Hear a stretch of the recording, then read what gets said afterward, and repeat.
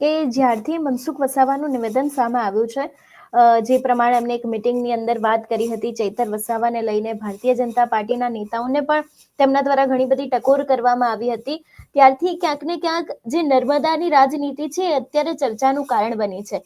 એક તરફ ચૈતર વસાવા જેલમાં, બીજી બાજુ લોકો આમ આદમી પાર્ટી તરફ વળી રહ્યા છે, ક્યાંક આમ આદમી પાર્ટીનો એ લોકોમાં પ્રેમ જોવા મળી રહ્યો છે, અને ત્રીજી બાજુ અત્યારે હાલ મનસુખ વસાવા છે તે અત્યારે પોતાના જ નેતાઓને ટકોર કરી રહ્યા છે. તો ભારતીય જનતા પાર્ટીમાં ક્યાંક ને ક્યાંક અંદરો અંદરના ડખા વધી ગયા છે. એ પણ હવે ચૈતર વસાવા માટે એક ફાયદાનું કારણ હોઈ શકે છે. તમારી વાત બહુ સ્પષ્ટ અને સાચી છે. મનસુખભાઈના કપાળે પણ ચિંતાની કરચલીઓ દેખાય છે. એમની અભિવ્યક્તિમાં પણ એ સંભળાઈ રહ્યું છે.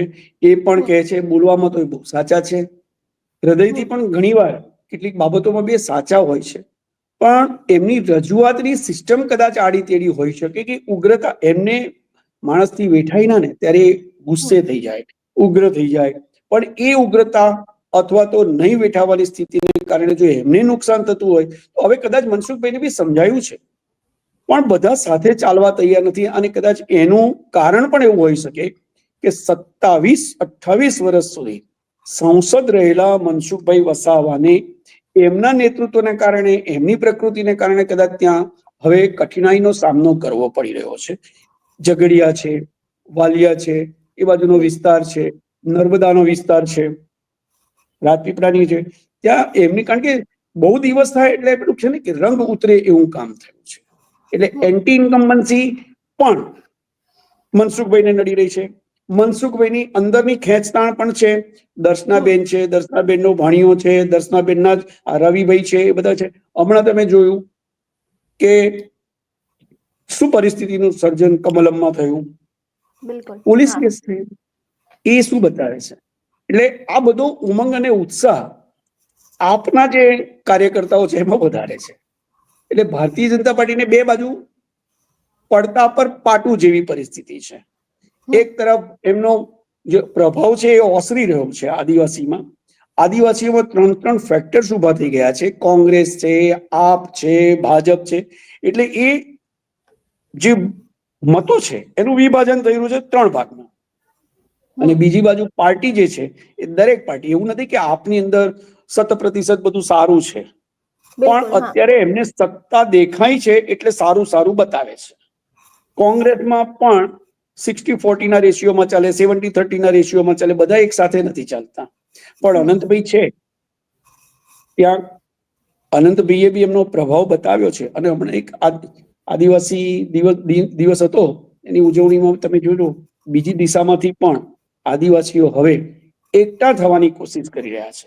ભિલિસ્તાનના મુદ્દે માનનીય મનસુખભાઈએ ના કીધું કે ચિંતાનો વિષય છે, આજે તમે કશું કરતા નથી, પ્રદેશમાંથી નથી થતું. એમણે પ્રદેશને બી કીધું છે.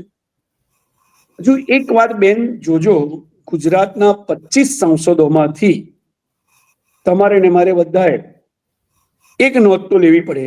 એક જ સાંસદ એવો છે કે ખુલ્લા પ્લેટફોર્મ પર પાર્ટીની શિસ્તની મર્યાદાઓ કે શિસ્તની મર્યાદાની બહાર જઈને પણ એ પાર્ટીને ટકોરી શકે છે. પણ પાર્ટીએ નક્કી કરવાનું છે કે શું કરવું, કેટલું કરવું ને ક્યારે કરવું. આ પરિસ્થિતિમાં કીધું ને કે ચૈતર વસાવા જો બહાર આવે તો શું, એનું ગણિત ભારતીય જનતા પાર્ટીના મોવડી મંડળે એમાંથી કેન્દ્રમાંથી પણ વિચારાયું હશે, ગણિત મુકાયા હશે. પણ અત્યારે એવું કહેવાય છે કે ઉભરો ઠરી જવા દો, મલાઈ બાજે છે કે નહીં એ જોઈ લો.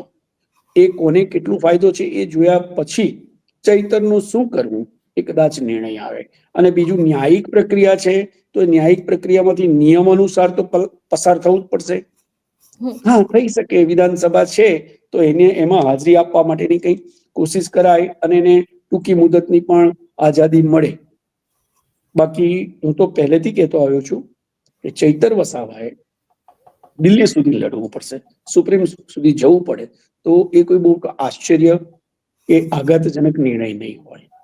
સરકાર બી ઈચ્છે, પાર્ટી જે સત્તા પર છે એ પાર્ટી પણ ઈચ્છે કેટલી સહજતાથી આ એક મુદ્દો જે લીધો છે તો એને નિપટાવી ન લે. કંઈક તો પરિણામ જોઈએ. હવે એમાં બે જ પરિણામ શક્ય છે બેન. ક્યાં તો ન્યાયાલય, અદાલત એને એની ગુણવત્તાના આધાર પર છૂટો કરી દે ક્યાં તો પછી એની પાસે બીજી એવું છે કે ભારતીય જનતા પાર્ટીની સર્વોપરિતા સ્વીકારી લે, જે બહુ નહીવત આશા છે, પણ ત્યાં સુધી તો લડવું પડે ને, નિર્ણય આવતા સુધી. એ સ્થિતિ છે.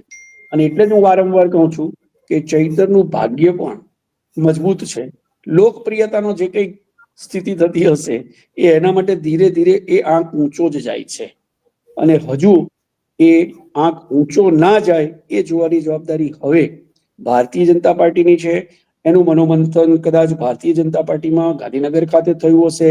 હમણાં મનસુખભાઈએ કીધું કે ભાઈ હું જેવો લોકસભામાંથી નીકળ્યો કે તરત વિડીયો કોન્ફરન્સિંગ કરીને ડેડિયાપાડાના આ કર્યું પેલું કર્યું, પણ એમને જનતાની વચ્ચે જવું પડશે. જનતા ચાહે એમને ગમે એટલી ધુતકારે, સન્માને, સંભળાવે, પણ એ રોષ ઠારવો એના માટે આખી ભારતીય જનતા પાર્ટીની આદિવાસી પટ્ટી પર જે કોઈ નેતૃત્વ છે એ બધાએ, પછી એ દાહોદ વિસ્તારમાંથી હોય, એ ડાંગ આહવાના વિસ્તારમાંથી હોય, એ બધાએ જવું પડશે અને કરવું પડશે. બાકી આ લડાઈથી ચૈતર વસાવા હારે કે માને એવી શક્યતાઓ બહુ નહીવત છે.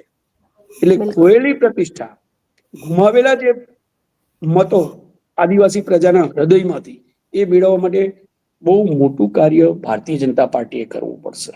બાકી આ તો ચાલશે, છૂટશે પાછો બીજું કોઈ થશે, પણ એ ક્યાં સુધી? ઇલેક્શન સુધી જો આજ ચલાવવાનું હોય તો પરિણામો બહુ સ્પષ્ટ થઈ જશે બેન.